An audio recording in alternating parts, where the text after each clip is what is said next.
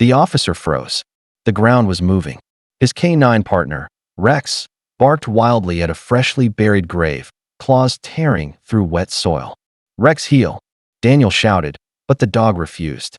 The earth swelled again, and a faint cry echoed from beneath. Every drop of rain, every heartbeat stopped. Officers rushed forward, digging with bare hands, terrified of what they'd find.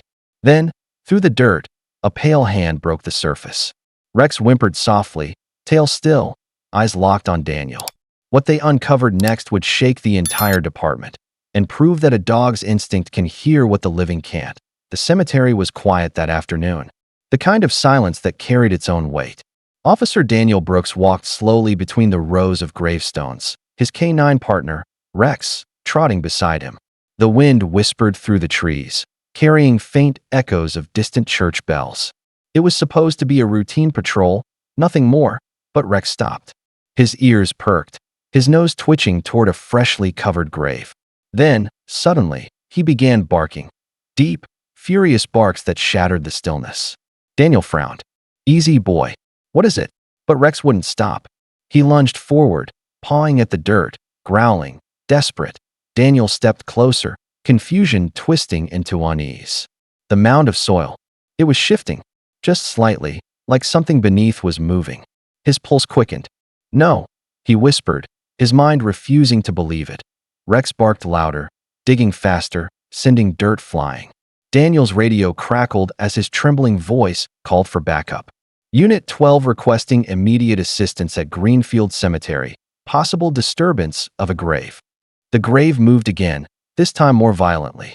Daniel stumbled backward, eyes wide, and as Rex howled, claws tearing through the soil, Daniel realized this wasn't an ordinary call. Something, or someone, was alive down there. That Rex's barks echoed across the cemetery like alarm bells. Birds scattered from the trees as Daniel knelt beside the restless canine. "Rex, calm down," he commanded, but his partner's instincts were far beyond control. The dog's paws tore into the dirt, his growls deepening with every second.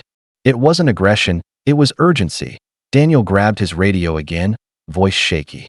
"We've got a possible live situation." "Repeat, something's moving under the grave." Static filled the air, followed by dispatch confirming backup. But even before the words ended, Rex began to whine, a low, heart-wrenching sound of desperation. He wasn't attacking the ground. He was trying to save it. Two more officers arrived, flashlights cutting through the dim light. They surrounded the grave, unsure what to expect. "You think it's an animal?" one muttered. Daniel shook his head. "Rex doesn't bark like this for animals." The mound moved again, more visibly now, sending a ripple through the wet soil. One of the officers gasped. "You saw that, right?" Daniel nodded slowly, his voice trembling. "Start digging." Rex lunged forward again, pawing faster, his whines growing frantic. Each scoop of dirt revealed more than earth.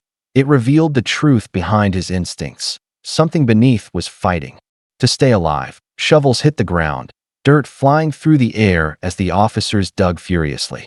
The tension was unbearable, each second heavier than the last.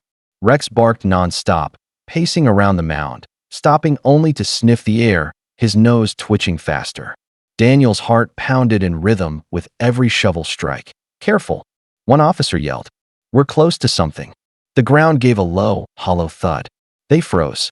Daniel knelt, brushing away the soil with his hands until his fingers touched splintered wood, a coffin. His throat tightened. "Dear God," he whispered. Then, faintly, so faint it could have been imagined, a sound came. A weak, muffled cry. Daniel's head snapped up. "Someone's alive," he shouted. The men dropped to their knees, clawing at the dirt with bare hands now. The crack in the coffin widened, and a trembling hand pushed through. "Move. Get her out," Daniel yelled. They pulled the wooden lid open, revealing a young woman covered in soil, her chest barely rising. Her lips trembled as she gasped for air, eyes fluttering open just enough to meet Daniel's. "She's breathing," an officer cried. Daniel looked down at Rex, his loyal K9 standing tall beside the grave, panting, tail still, eyes steady. "You found her," Daniel whispered, voice breaking. "You saved her." And for the first time that day, the cemetery wasn't silent anymore. It was alive. Hours later, The woman lay in a hospital bed, her body weak but alive. Doctors called it a miracle. Daniel stood in the hallway, still in disbelief, watching through the glass as Rex sat quietly by the door, eyes locked on the woman he had rescued. She was buried alive for almost 8 hours, the doctor said softly. If your dog hadn't reacted when he did, she'd be gone. Daniel swallowed hard. How did he even know? There was no scent, no sound. The doctor shook his head. Some bonds can't be explained by science. Later that night, the woman awoke. Her voice was faint, trembling. Please, don't leave me alone. Daniel stepped forward gently. You're safe now. You're in the hospital. She blinked through tears, whispering fragments of memory. A dark van, rope, earth, and voices fading into silence. She had been kidnapped, declared missing, presumed dead. When Daniel filed his report, every officer in the department signed it with awe. A German shepherd had done the impossible, sensed life through layers of soil and death. Rex became a local legend overnight, his photo plastered across every news channel. But as the world called it a miracle, Daniel couldn't shake one haunting thought. How did Rex know? And why had he gone straight to that grave out of hundreds? Days later, the young woman, her name was Claire, returned to the station to thank the officers who had saved her. She walked slowly, still pale, carrying a small bouquet of white roses. When she saw Rex, she froze. Her eyes filled with tears. That's him, she whispered, her voice trembling. That's the same look, the same eyes. Daniel frowned softly. You've met him before? She knelt down, her hand shaking as she stroked Rex's head. Before I was taken, she said, I had a German shepherd named Max. He died protecting me during a break-in last year. Her voice cracked. He barked, just like this. Rex didn't move.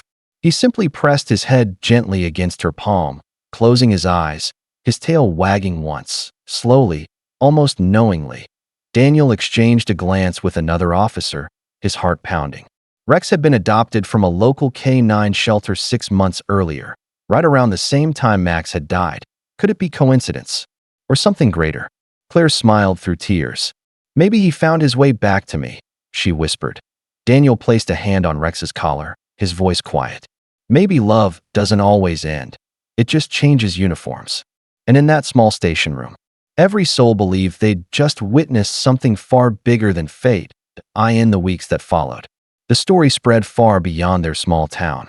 Headlines called it the grave that moved, the miracle K-9 who heard life beneath the earth. News crews arrived at the station. Children sent drawings of Rex wearing angel wings. And people from around the world wrote letters thanking him for reminding them what love truly means. Claire recovered fully. She often visited Daniel and Rex, always bringing a handful of treats and a smile.